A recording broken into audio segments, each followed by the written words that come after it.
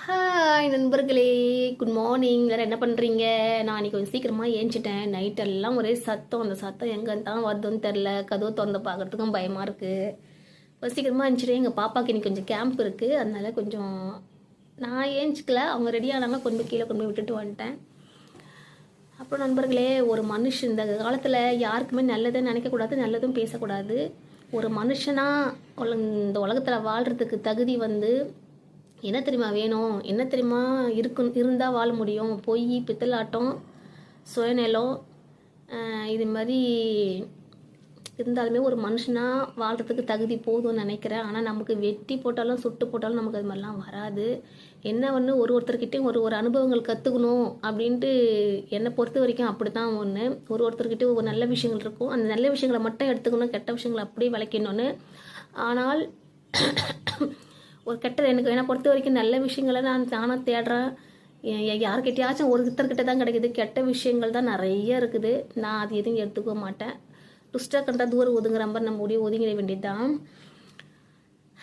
எங்கள் வீட்டு பக்கத்தில் வீடு கட்ட போகிறாங்க நண்பர்களே. எங்கள் வீட்டு ஆப்போசிட்டில் கொஞ்சம் இடம் இருக்குது. அவங்க வீடு கட்ட போகிறாங்க. எனக்கு கனவுல வந்துச்சு. இந்த வருஷம் 2026க்குள்ளே அந்த வீடு கட்டி வாடகை விட போகிறாங்க போல இருக்குது. என் கனவுல வந்தது. அதில் நானும் ஒரு வீடு புக் பண்ணியிருக்கேன். பார்ப்போம் இது நடக்குதா இல்லையான்ட்டுன்னு. ஐயோ, நடுவரை நான் நினச்சா அது நடந்துடும் நண்பர்களே.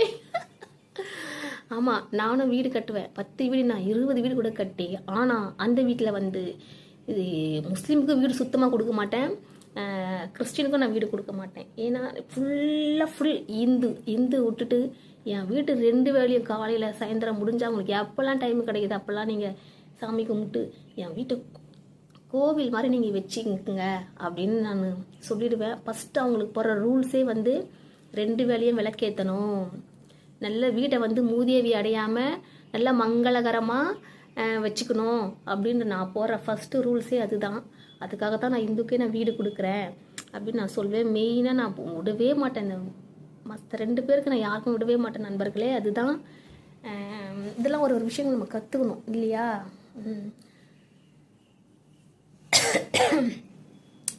ஓகே நண்பர்களே, பார்த்து பத்திரமா இருங்க. இன்றைக்கி எனக்கு தூக்கம் இல்லாமல் எனக்கு மண்டை இதெல்லாம் அப்படியே கிருன்னு வருது. கொஞ்ச நேரம் படுக்கலான்னு பார்த்தாலும் இன்னைக்கு செவ்வாய்க்கிழமை விளக்கேற்றணுமே அப்படின்னு தோணுது.